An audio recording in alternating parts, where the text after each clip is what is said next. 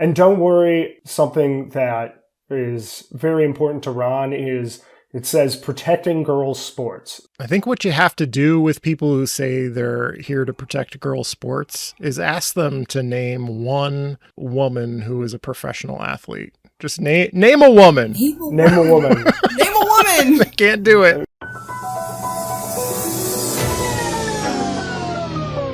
We're rolling. We're rolling.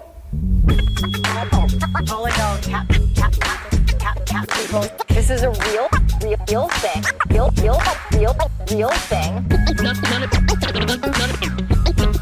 None of you have the balls to stop this. Stop this. I've got plenty of time. I have nothing else going on today. We're in the Wedge neighborhood right now.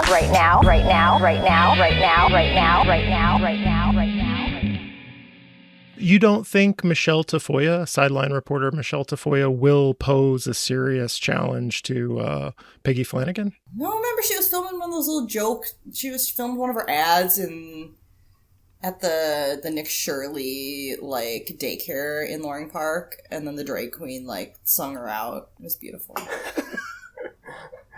Okay, we are back on the Wedge Live podcast. I'm your host, John Edwards.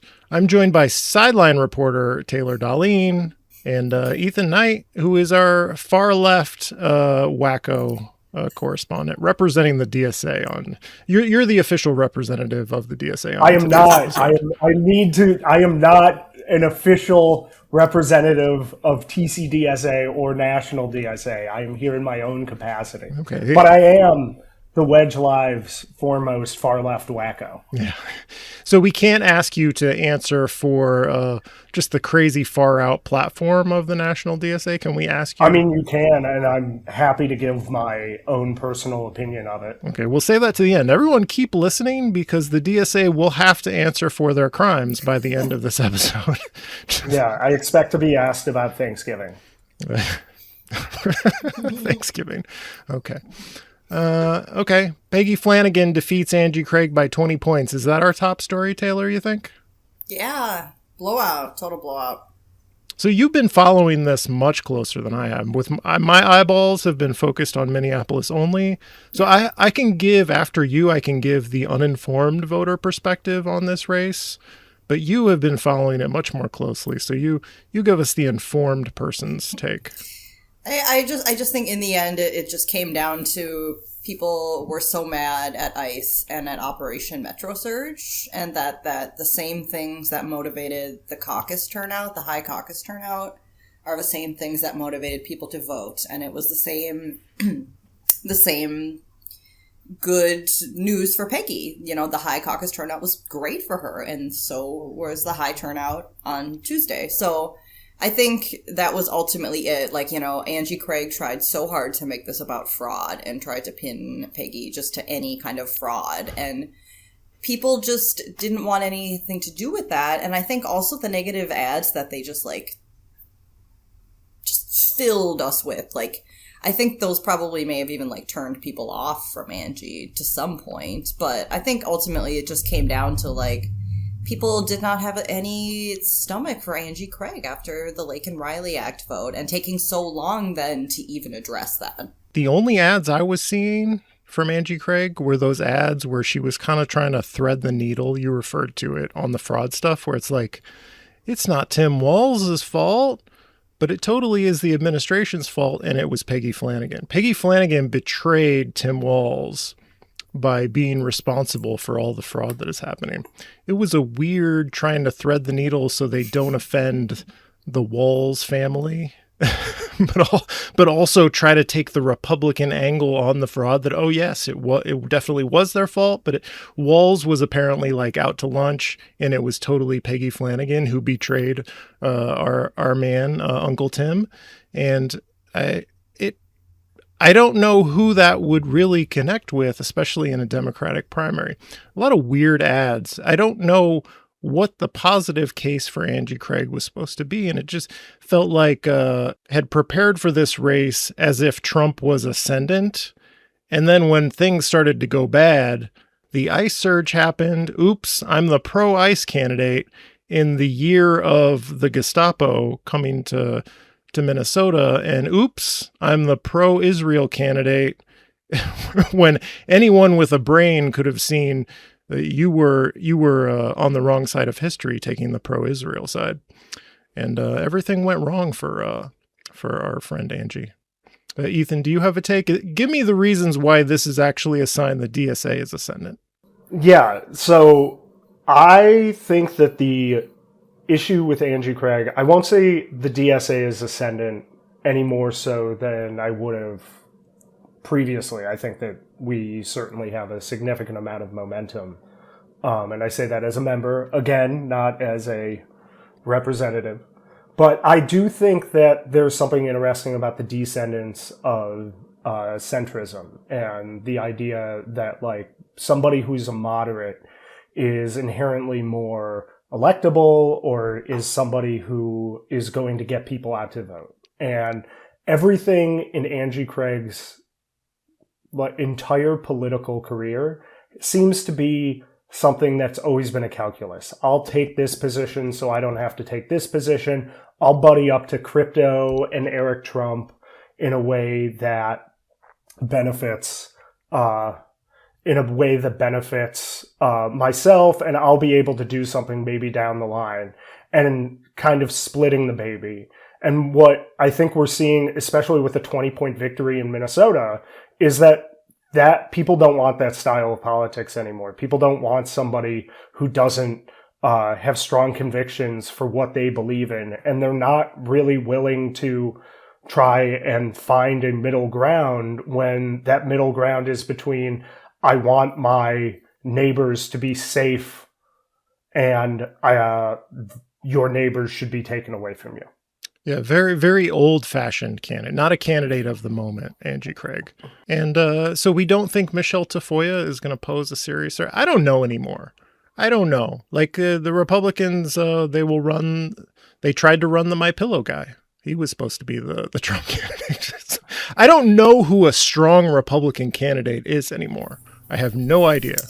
I think maybe not those two, but from what I've heard, that there's some worry about, like, whoever is running for Attorney General against Keith, and also Scott Jensen is running for auditor. Like, that those are two races that maybe we should be a little more concerned that the Republican candidates are stronger. So the strong Republican candidates are the ones who get no media attention, so we never realize how fucking crazy they are. Well, I mean, Scott Jensen, he ran for governor. Scott Jensen was at Open Streets Hennepin, I believe. Oh, was he? Last year? I saw him. Had he already started his campaign last year? Maybe he was enjoying the new bike lane, John. I don't know. Oh, well, hopefully he'll come to, I think Open Streets is back on Hennepin this year. Hopefully, Scott Jensen, if you're in town, please come on the Wedge Life podcast. No? Wow. Yeah. Wow, he's running against Zach Filipovich, and he's a Republican, and you're just inviting him?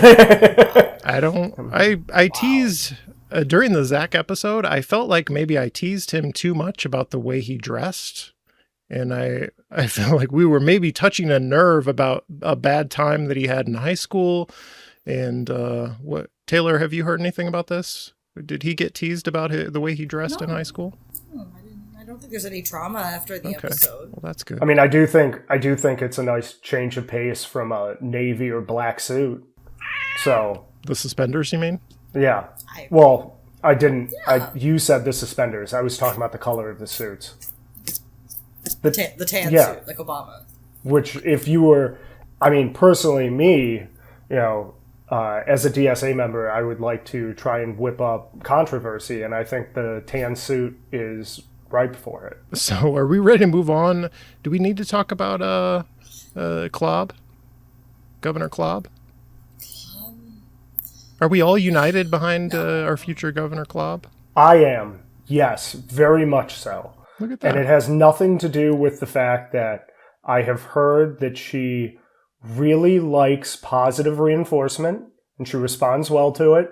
And we have a lot of things that activists in Minneapolis want to get accomplished at the state in the next 4 years. And I think Amy is a fantastic person to be paired with to get that stuff done. Okay, well, how nice of you to say all those things. What I'm noticing about the governor's race is that all the national coverage of Minnesota, everyone's mispronouncing Demuth's name. They're saying Demuth on MS Now. They're saying Demuth. Is that okay, Taylor? I didn't know that that's how you were supposed to pronounce it until now. Demuth? Yeah. How would you pronounce it? Demuth. Oh, wow. Okay. Yeah. Okay. I'm patiently awaiting my MS Now contract. Okay. They won't be able to tell the difference between you and Tim Miller, is what I say. With my Tim Miller impression. Which I guess doing physical impressions on a podcast is good. It's good radio. Oh, people can watch on YouTube for the impressions this episode. Ethan is doing impressions all through this episode. Please tune in on YouTube. Yeah. Prop comedy in the last half. I think it's, Amy, it seems like she has Ben Shire, the lieutenant governor, doing a lot of the heavy lifting in terms of meeting people and I think that's good. I think he's a really good, strong choice for lieutenant governor. I also I know Josh would be very upset if I didn't mention this, but both the Senate candidate for the GOP and the governor candidate for the GOP are both not the candidates that were endorsed.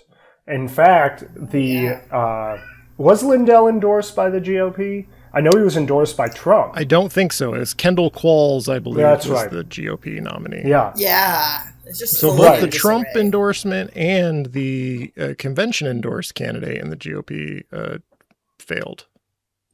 Yes, and I think that's something to kind of look at because everybody, pundit brain says, oh, we want people towards the middle for both parties. We want to get back towards rational politics. But the thing is Demuth just kind of a basic Minnesota, what Minnesota people seem to want right now is somebody who's not going to take away their neighbors again. And then also, right to reproductive health care and not going to cozy up to Trump. And Demuth, even though she's the most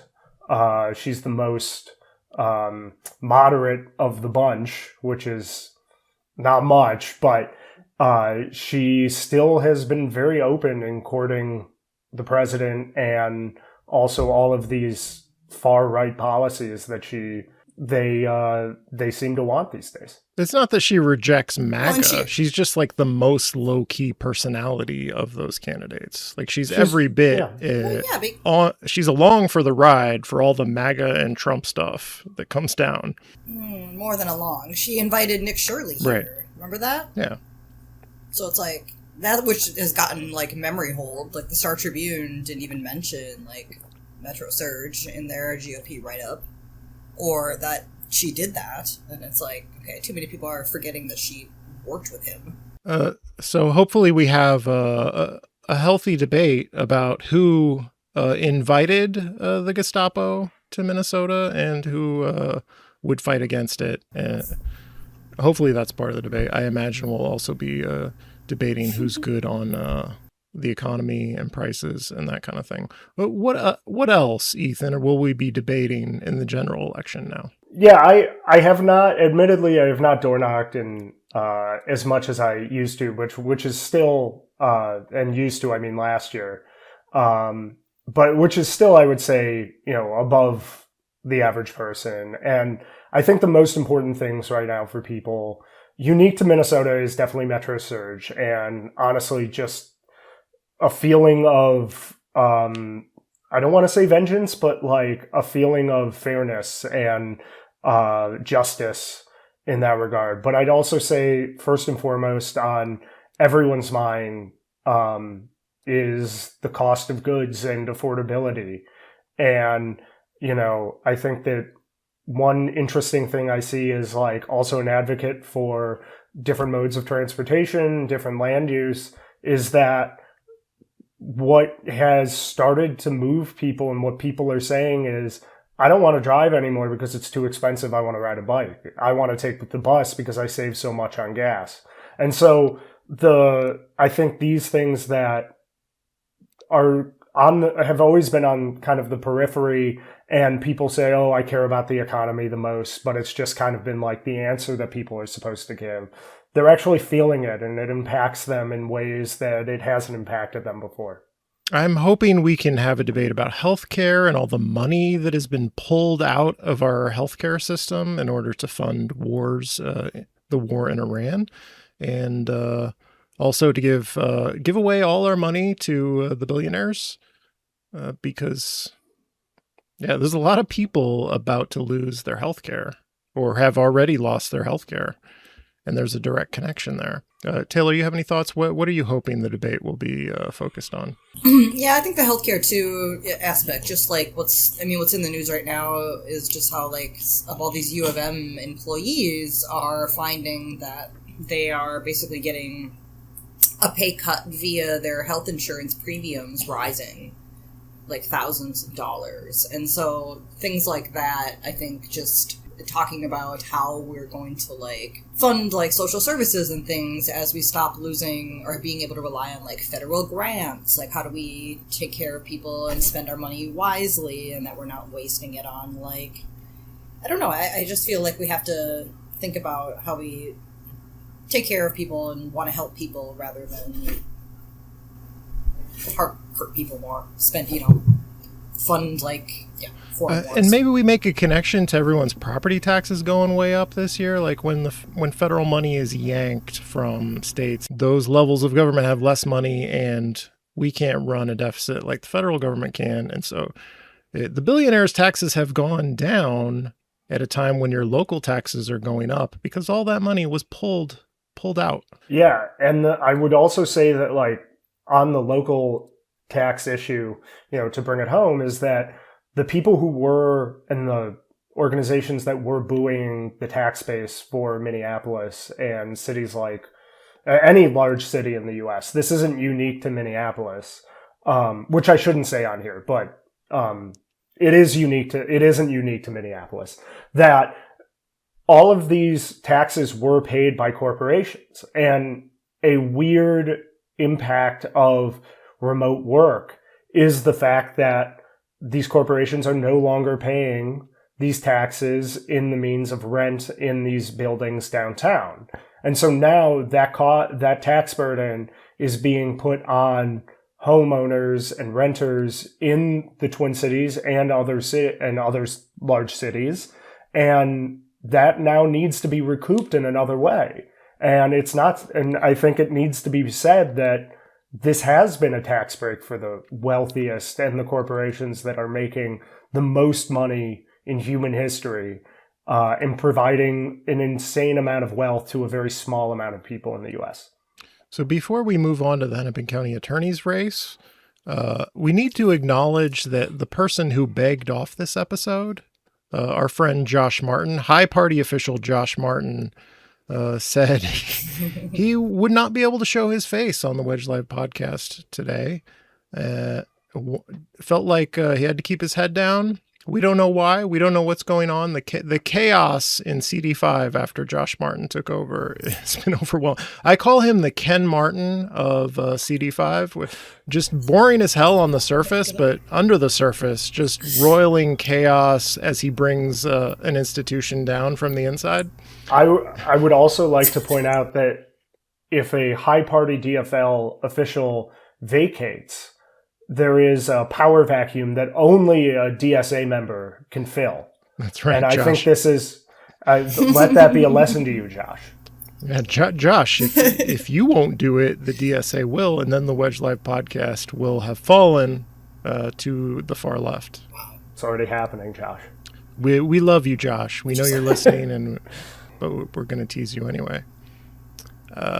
So the Cedrick Frazier and Anders Folk are both advancing to the general election in the race for Hennepin County Attorney. This is the seat currently held by Mary Moriarty, who has at times been a lightning rod, also beloved for her work on criminal justice reform and also prosecuting ICE. I feel like Mary Moriarty has had a roller coaster ride and is kind of ending on a high point in that people understand again that it is good to have a prosecutor who is willing to hold law enforcement accountable. Like the Twin Cities and Minneapolis have also been on a roller coaster ride, and that, after 2020, we're like, yes, hold the police responsible. And then we saw an uptick in violent crime, and then people were like, no, give them all our money. And now after Operation Metro Surge, we're like, yes, hold law enforcement accountable. So I think Cedrick Frazier looks strong going into this. I think Anders Folk going from 23 to 50 and winning seems like that's a big margin for him to make up, even though 36 doesn't seem all that commanding. A lot of those votes are going to be redistributed just at random, because who even knows who any of these people are on the back of the ballot? I was wrong. I thought it would come down to Cedrick and how and when. That was my read on things. But Hennepin County is really big, so I don't know what they're thinking out there. I just think Howe was had a lot of it, was getting a lot of supporters and backers that typically would have gone behind Folk. I mean, the dual endorsement with Dewana Witt, I mean, that was really her backing with kind of what was a one operation at convention. And then he had all these Brooklyn Center landlords who had previously been We Live Minneapolis donors. So I thought that Howe would do better than my big theory was that Anders Folk was going to get Winklered, which is a reference to Ryan Winkler in 2022, who was just presumed to be the other candidate in addition to Moriarty, a white guy, institutional support, legislator. You just assume it was going to be him. And then the firebrand Martha Holton Dimmick, the law and order candidate, kind of stole his thunder. And we didn't really have a hard line law and order candidate this year who was tough talking, shit talking law and order candidate like we did then. I have followed this actually just as much as I followed the Senate race. And one thing that actually Taylor pointed out was that Anders Folk was having a significant amount of presence in the fancy areas of Minneapolis. His campaign office is in the same location that Elizabeth Schaefer's was. Right. Which is really good for raising money, and it seems like he has a significant amount of it. He's also been all over Southwest, but it almost seems like he's running like a Minneapolis mayor's campaign. And he's showing up with the normal people and who would be supportive of a Minneapolis mayor. But he's also saying that he's the only prosecutor. He's the only person who's been a prosecutor. And at some point, someone's going to ask when you were a prosecutor, and he's going to say the first Trump administration. And he quit when Biden got elected. And I think that that really opens himself up to a national stage politics in a way that in the area where two people were murdered by ICE, that I would be very surprised if he pulls this one out after being under the microscope like that. Well, not even a microscope, just having the dust blown off the top of a countertop. Did his career in the U.S. Attorney's Office not go back to Obama and Bush era? I thought it went back that far.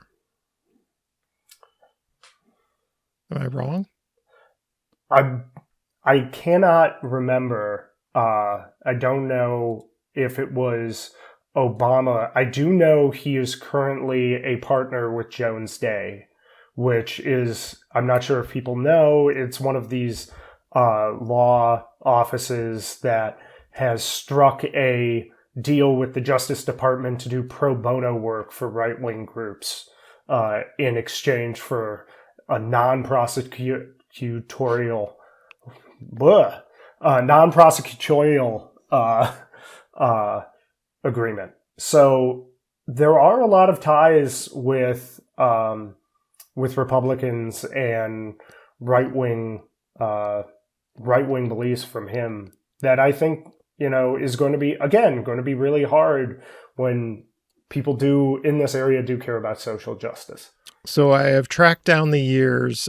His first stint was 2005 to 2010. So Bush to Obama, started in the Bush administration, and then 2018 to 2022. So you're right about his second stint was Trump years. I guess it overlapped with Biden, 2018 to 2022. And I still don't know how they justify him going and speaking to the Washington County GOP. Like, was that for donors? Like, why? Yes, it's a nonpartisan race, but that's Washington County. And if it was nonpartisan, why are you, seeking the DFL nomination at the same time as you're going to speak to the Washington County GOP? Right. So it was just a lot of playing both sides, and it felt like Diane Krenz really came and was stealing some of the wind out of some of the sails. Hasn't he run a fairly moderate to progressive in tone campaign? Like, he has adopted the prosecute ICE framing, right? It's like Me Too with Cedrick Frazier. I want to do it too. Like, he's as I said, we don't have a Martha Holton Dimmock style hardliner, firebrand bomb thrower. Nobody's out there saying, if I don't win, the other guy wants us all to die. Not yet. What I'm expecting eventually is that, because Anders Folk has a PAC, which is only taking contributions so far. They've never done anything. And so now that we know that it's going to be Cedrick versus Anders, it would not be expected if that dynamic suddenly... You think it's going to get bad with the fear-mongering and the smearing Cedrick Frazier, saying he wants to take away all our police and close... Again, with the DSA agenda, basically, close the prisons and the jails, set them all free, and we're all going to die. Do you think that's going to enter into the equation? I think it all depends on how bad they think. I don't think it'll be really bad, but I don't, you never know where these PACs are going to go. Cedrick Frazier is against Thanksgiving, maybe. No one's asked him yet. No one. True. The thing about Cedrick Frazier is I think has a pretty centrist Democrat DFL profile. He was the state legislator and kind of led the charge for police accountability in the legislature after George Floyd was murdered. There's nothing about him that is radical. He's been in the legislature trying to get majority votes for police accountability. And so I don't know what you would do or say about him. I guess connect him to Mary Moriarty. That's what they did in the All of Minneapolis email, which I felt was really insulting to Cedrick Frazier, because he's got a resume of his own that is really impressive, and to kind of dismiss him as a dangerous figure and a Moriarty clone, I don't know. Well, I do feel like it's really out of character for All of Minneapolis to incorrectly smear someone and ignore their credentials. So that's a good point. I feel like they're really out of touch. I don't read their emails as much anymore, but every time I do, it's who is this connecting with, right? It's I'm worried they believe what they're writing in their own emails. It's that out of touch. They do. And I worry about them. I worry about the authors of the All of Minneapolis emails. It's landing really well in Ward 7 and Ward 13, and I bet that hits so hard there. If you're rich, you get one of those in your inbox, so. And people in Kenwood who never leave their homes. Well, they go to St. Louis Park for all their outings, as they tell us constantly. Is that what they tell us, that they're going? Oh, to they don't go. Why would we go to Uptown? Nothing's there. I go to St. Louis Park in Edina. One interesting addition to Cedrick's candidacy is that he's really running not only on prosecute ICE, although that is all over his signs, but also on the social justice and restorative justice aspect of things. And Mary Moriarty has done a good job of lowering recidivism for juveniles. There is obviously still juvenile crime, but I think, at least my personal opinion, is that when people are in the justice system, there should be a recuperation. And it seems like Cedrick also shares that view. And he also has been an effective legislator. And I think that not only, one thing that maybe Mary hasn't had that Cedrick could have is an understanding that the position is political and the ability to actually act in a political way, in a way that somebody who hasn't been to elected office can't do. Yeah, I think there's something to be said for coming in as someone with a lot of political relationships and political talent, because Moriarty was, a first-time candidate for office at the time. And so he will maybe not suffer from some of the same attacks. It's been a running joke for me that Moriarty came in after the 2022 election.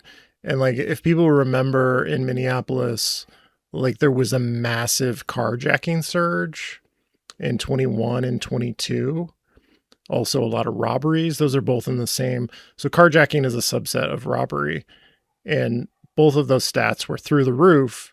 And then she is elected. And it was all anyone would talk about was carjacking and robbery and carjacking spree. As soon as she was elected, all of that went down. And it has coincided with the idea that Mary Moriarty is responsible for a massive crime surge, whereas if you look at the stats, right now, we are at 2019. We're below 2019 levels of crime, which is like the benchmark we have used for restoring sanity to the world. And so it's been weird to watch her get attacked as the person letting loose the apocalypse on us. At the same time, crime has gone down. If you believe the Hennepin County Attorney is responsible for crime and should be blamed for crime, we should be thanking her for lowering it to historically low levels of violent crime. Is there any other races we want to talk about? We want to talk about Keith Ellison going back as the DFL nominee. There's also the Ron Latz race, if you want to. Did Ron Latz lose? I guess I never even... he won. No. There's one funny Hennepin County data point. Josh Bassett got about the same percentage as Kevin Chavis, who dropped out and didn't do anything. Did Josh Bassett finish in 5th or 4th place? What was it? I don't know, but it was equal, basically equal. There's a bunch of people at 10% who I'm just wondering, how did any of you get more than 3%? I don't know who any of these people are. And they're all ahead of Josh Bassett. That is fun. Yeah, that's a good fun stat. Ethan, do you have anything to say about Ron Latz? Again, I'm not a state politics watcher, so I only know that people are unhappy with Ron Latz, not necessarily why. Yeah, he was clearly somebody who ruffled feathers in the progressive wing of the state house. And he was, most notably, he is very supportive of Israel, but one of the big things was there was a bill to prevent landlords from being able to revoke a application for to live at their apartment based on if they had housing vouchers. And Ron Latz was the lone DFL vote with the GOP to make sure that you can discriminate to say where the money's coming from, which is something I find abhorrent, and a lot of people found it abhorrent. What I did hear from people who did a lot of campaigning and a lot of issues or a lot of work on that campaign is that people really liked his competitor Lynette Dumalag, but not enough to vote out Ron Latz. They don't know what Ron did. It doesn't get around that Ron was the one who did this, and on top of that, you know, Lynette is an incredible member of her community, but I think one reason that we always say that like DSA has had so much support and has gotten so much traction is the fact that so many people go up in arms over DSA.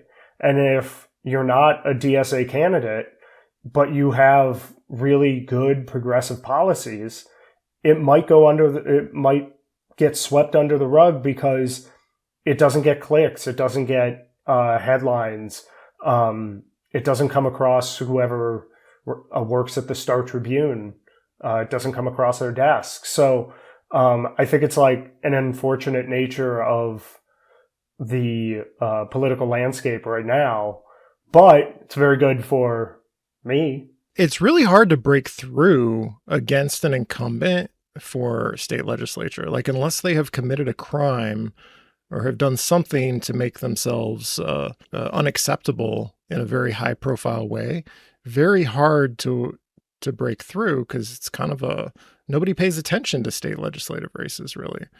Especially in a midterm year or a presidential year, everybody's focused on higher up the ballot. She did manage to block the endorsements from him at the convention, which was huge. Like, and they had, like, it seemed like, the entire DFL, delegation out there at the convention trying to sway people and stuff. She did pull that off still, and that was a accomplishment. Am I pronouncing her name Lynette Dumalog? Is that how I pronounce the name? What does she do? What is her short bio? What does she do? When I've taken a look at it, it seems like she has her hand in like almost every community organization just west of Minneapolis, and she has been around for years doing this kind of stuff, and she seems like a fantastic person to run and would have made a fantastic legislator.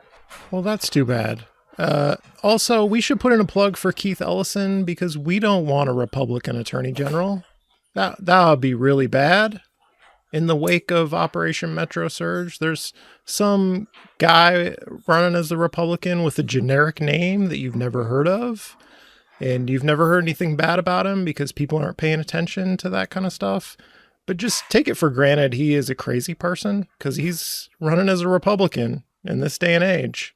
And we cannot have that. We really need to send Keith Ellison back as Attorney General.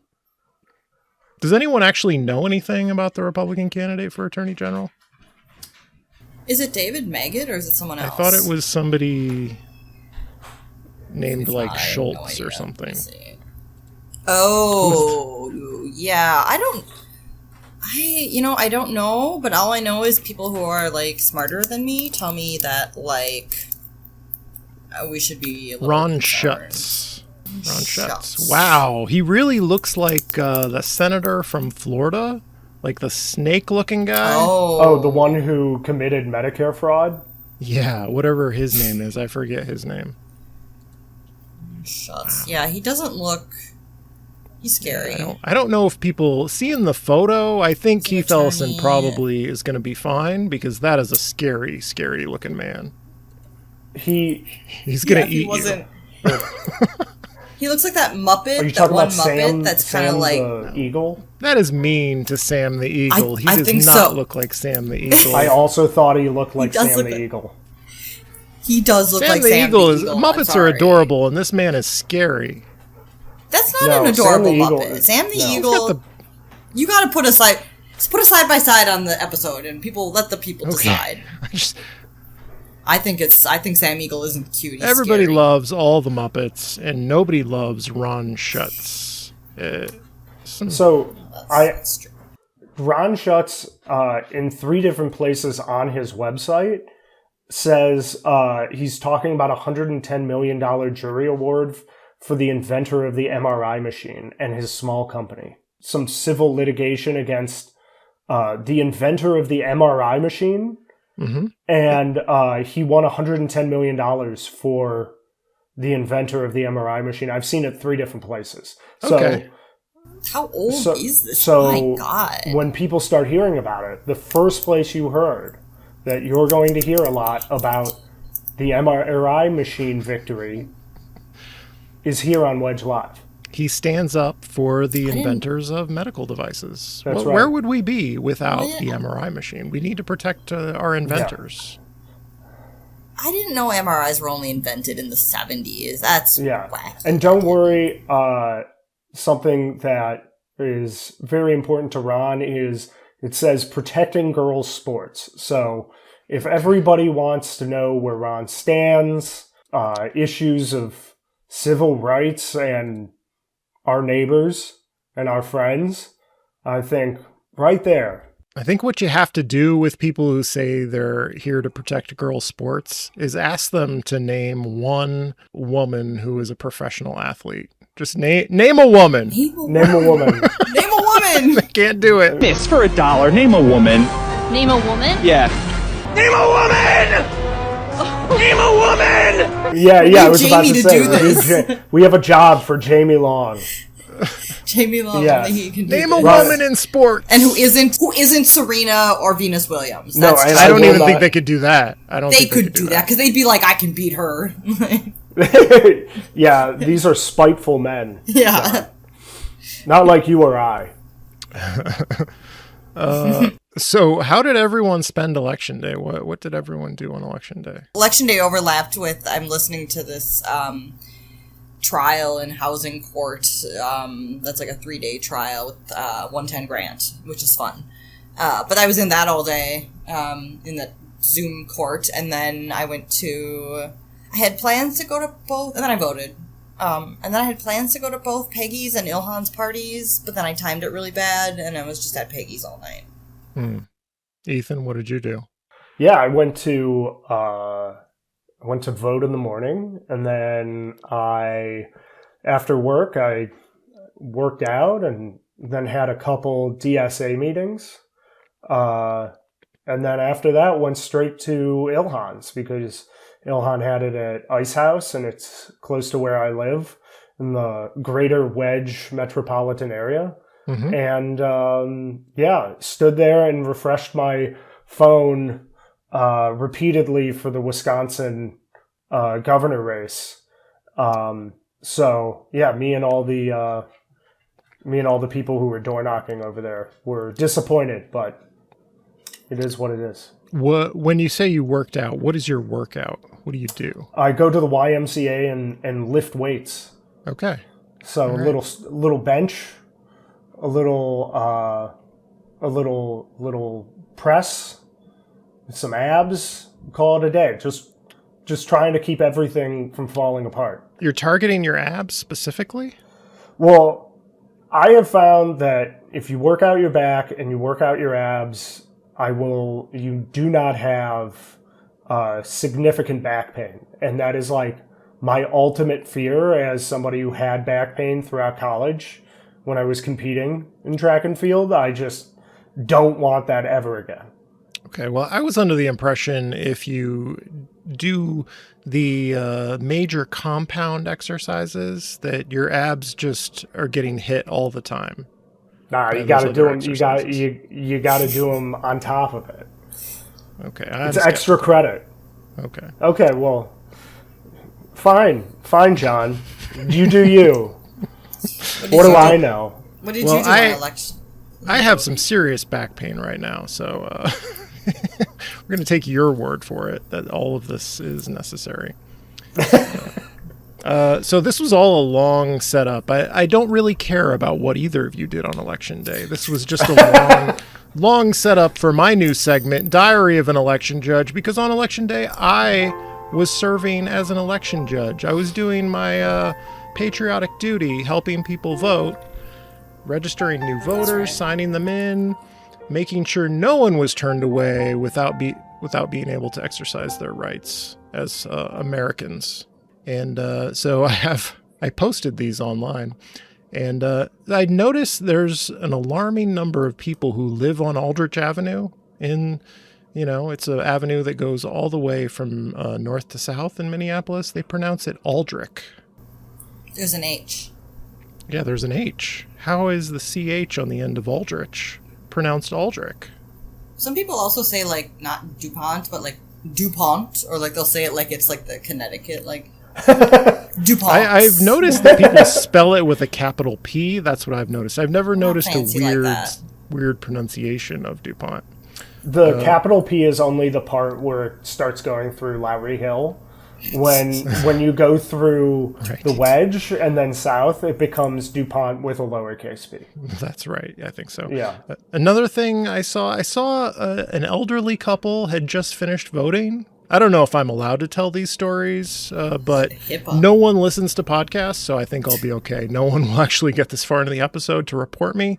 But there was an elderly couple who just finished voting, and the man takes his I voted sticker, as we all do, and he goes to put it on his like windbreaker style jacket, and she lays into him and says, "I hope that comes off the jacket or it'll be stuck on there."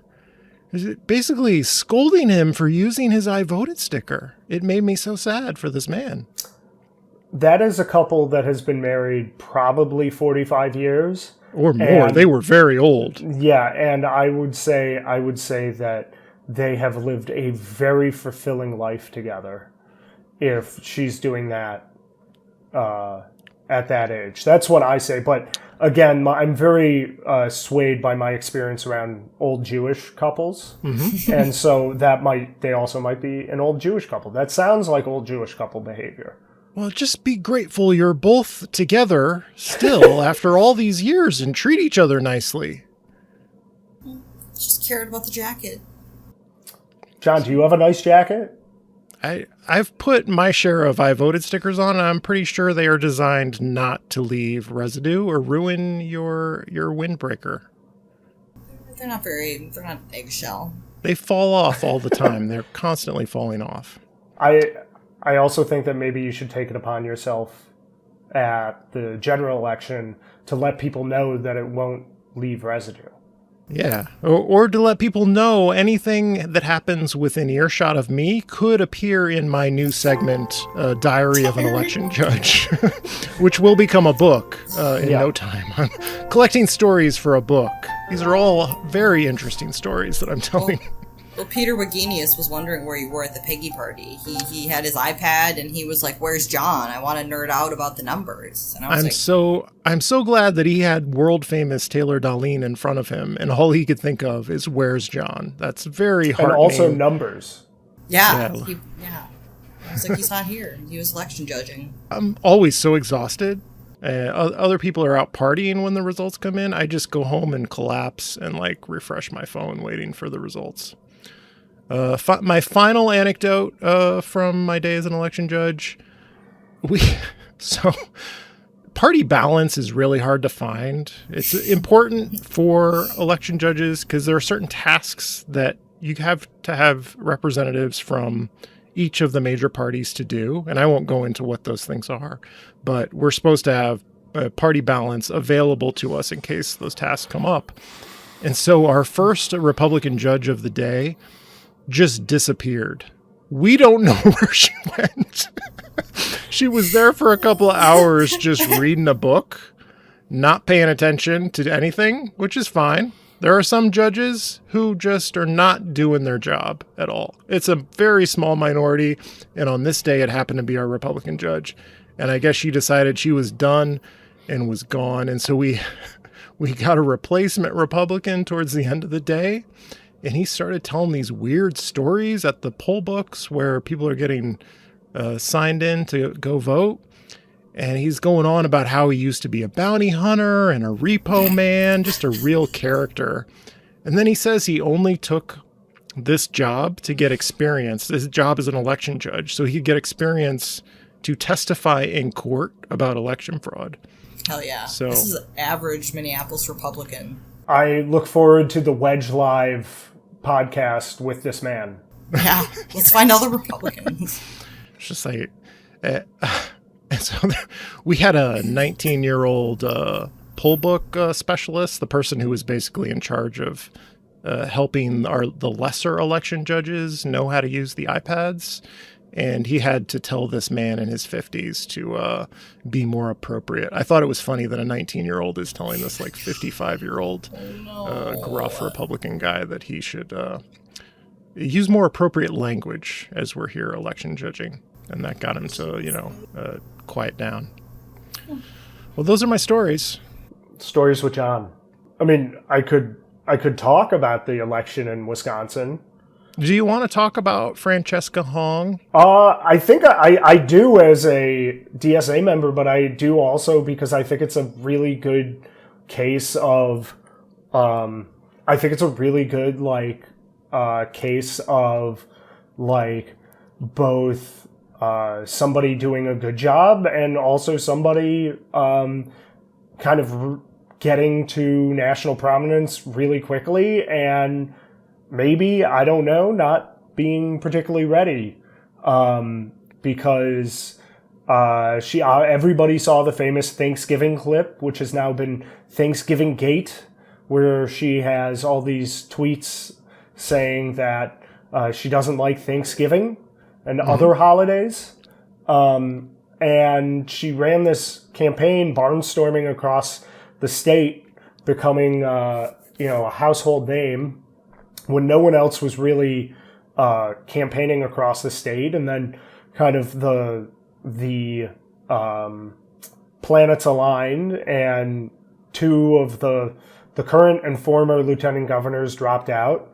And they dragged a guy who had 7% when he dropped out polling, who's the county commissioner or county executive, in Milwaukee, back into the race. And the establishment pushed him over the edge. And all the polling had Francesca at around 40 to 45%, about where she ended up. But what they didn't capture was the undecideds who were not there, and pretty much all the undecideds went to this guy David Crowley. And I think that first off, Francesca got to over 300,000 votes, which is something that no other candidate before this year ever got. She has the second most votes in a primary to David Crowley, who won. And then she also ran this campaign where she would talk to everybody and picked an issue in data centers that resonated with every single person in the state. And I think that what ultimately doomed her was this perception she might not have been ready. She wasn't particularly polished. And then on top of that, people in Wisconsin were afraid that she might not be electable. And that electability argument for a state like Wisconsin that was so gerrymandered that I believe Democrats would need like a 60-40 split, just raw votes, to gain back the House and Senate. And then the years of Scott Walker, that these people just wanted a reprieve and they don't want to go back. And that seemed to really resonate with people. And I think that as progressives and members of DSA, we can specifically learn from that. I think the other thing was, this is my personal opinion, is that I think she walked back some statements that weren't particularly that she could have come up with better answers for instead of just wholeheartedly walking them back. But she did give one of the best quotes that I will continue using, is that when people were asking her about her former comments on abolishing the police or defunding the police, she said, well, you can't be tough on crime without being tough on causes. And I think that, with especially our elections, I can speak, I feel like it's patently evident that the mayor in the city and is not tough on causes. He might say he's tough on crime, but he's not tough on causes. And I also think that, Cedrick specifically, and Mary to that extent, have been tough on causes. And I think that it's a testament to their work that crime has decreased. Okay, we talked about Francesca Hong. I have not really been paying attention to that much. And I haven't seen videos of her doing all these things. I have only seen people talking about all of these things, like giving bad answers about old posts. But I never actually saw the posts or the video of her giving the answers. But my impression was even people like Bernie Sanders thought, well, this person is not ready and is not electable, and so didn't endorse her. Yeah. So there's not a bunch of like people in the DSA or on the left generally who are just all broken up because their hero was defeated. I think a lot of people in like the Wisconsin DSA chapters have been are frustrated with it, especially because she lost by like 3,000 votes, like a very small amount. But that is not to say, like, one thing about DSA is that each time, you know, there's some defeat, whether it's a walloping or it's close, like, oh, that's the death knell for DSA politicians. And because we're all, you know, leftists who have only experienced real loss until like maybe the last like 2 years, you know, I don't think another loss is particularly heartbreaking for the movement, but it is tough, you know. And I think some people in Wisconsin are particularly heartbroken. And like, for my sense, I would like to see what a DSA executive of a state does, especially because Zoran's doing so well in New York. So speaking of mayors and DSA candidates, it's 2026. Can we speak freely about the 2025 mayoral election in Minneapolis? Ethan, are we allowed to? We can. I am speaking in my personal capacity. I must reiterate, I am speaking in my personal capacity. So a lot has been said about how Mayor Mamdani in New York is like super talented, great communicator, also a DSA mayor. And I don't think that the DSA candidate for mayor in 2025 was all that great of a candidate. I would say that there were things that I wish that they did in the Mamdani campaign that we did not do here. First was, Mamdani ran on 3 things, and he plastered it everywhere. It was childcare, free childcare, fast and free buses, and freezing the rent. And I just pulled that out of the back of my brain because it was everywhere. And those were the things that were most important to New Yorkers. And I felt like we did not do a good job of communicating the portions of our policy platform that could be enacted in Minneapolis. I think there's also the thing that we are going to keep running into, that is, yes, New York has a very, very adversarial press system, but they also have a lot of, and Taylor, I'm so sorry I'm going to do this, but content creators who can reach a ton of people in Well, you're blaming us. You're blaming Taylor and I for not having enough reach. No. Yeah. No. That is not what I'm doing. You are putting words in my mouth. I think there are not enough Taylors and Johns in Minneapolis and the area that like there are in New York, and I feel like that really cut through a lot of the narrative. And I think also, like, people inherently don't trust the New York media because of everything that they've done for a while, where people really do trust the Star Tribune still. And I think that that's another thing that was an issue. And then finally, I do think that there's like an impact of how you get the candidate out there. And again, like, I think that you learn from both experiences, and I feel like we have an opportunity to run again. We will run again, and I think that just because you fail once doesn't mean you're doomed to failure. I think so. Those are all good points, but I think the candidate who was going to beat Jacob Frey just did not run in 2025. I think you can talk about like all the things we should have done, all the mistakes maybe we made, but I don't think the candidate that was going to beat Jacob Frey actually ran in 25.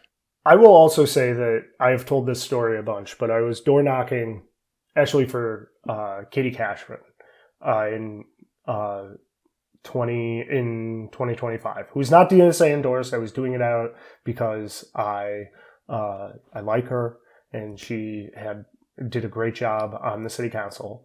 And I got to a building on the stretch of Grant, and not a particularly nice building. And someone answered the door. A man answered the door wearing his USPS shirt and like basketball shorts.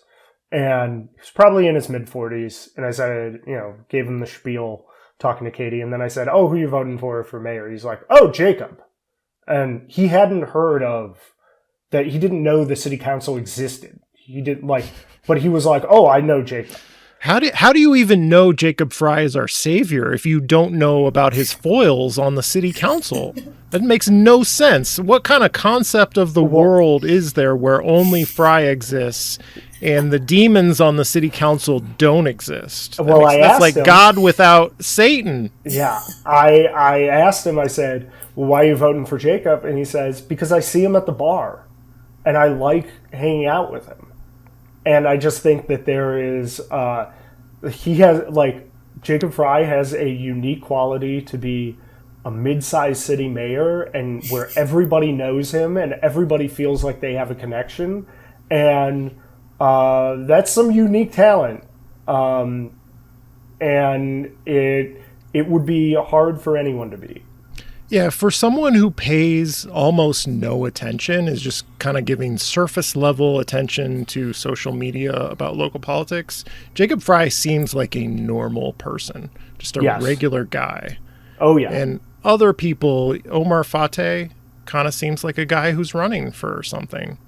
And Jacob Fry is relatively polished. Now, if you pay any kind of attention, you will recognize that Jacob Fry is kind of a robot. He's kind of an AI, and sometimes his brain conks out and you can see through to what a giant weirdo he is. But people who just pay attention on the surface, like, he's got a real good polished exterior that people underestimate. I think that Taylor, have you noticed this, that he asks himself questions and then he answers them when he's talking? Yes. Well, yeah, it'll be like, did I do the wrong thing that day? Did I stand? It's like, yes, just so he can. Yeah, it's like he'll just talking and he's like, "Have we done everything we need with police?" Mm-hmm. No. Yes. But is the path to defund the police? Is like, what are you talking? Who's asking you these questions? Is there somebody else here with me? He needs a straw man to appear. Yeah. He needs that. I mean, he enacts them and he knocks them down.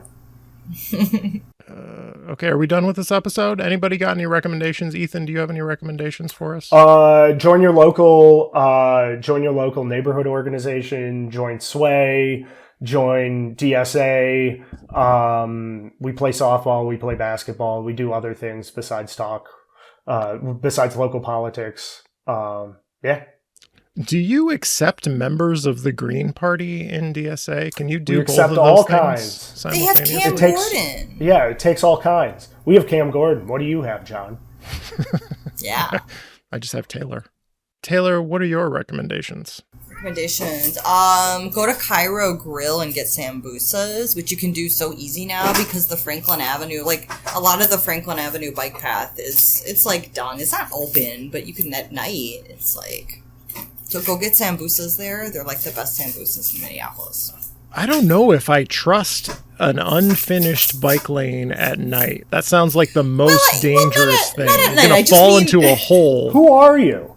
I just mean after construction hours. I went this evening when they were done working, so you can just but you can experience it. It's great.